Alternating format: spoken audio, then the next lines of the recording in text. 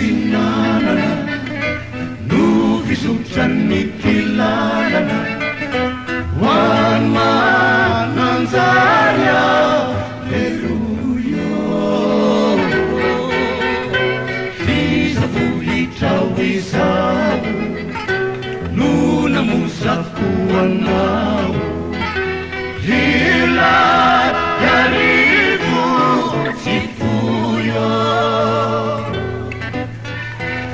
ola eny ansasadalana teny rotsaka mahalana la erigerika kely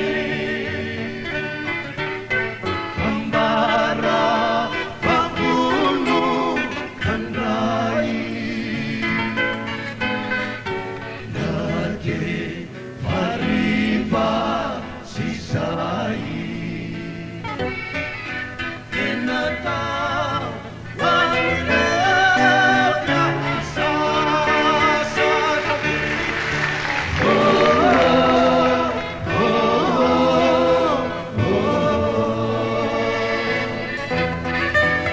enatao hoan'ireo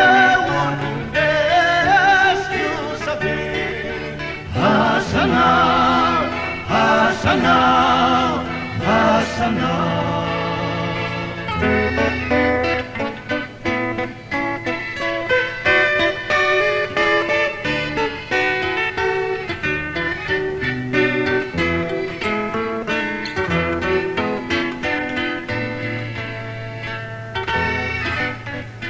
kanjonony arivariva ny masoandro efa iva io mananjary faivo toa apela tsisitsiny miaio arivandray fainy sy miarapa tafito alokaloka vanio rivotsoa sy madio mampanadina miarivo mifangina mikoa tsy manamparo tokoa enatao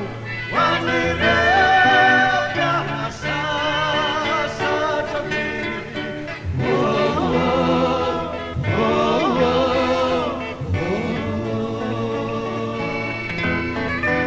enatao hoan'ireo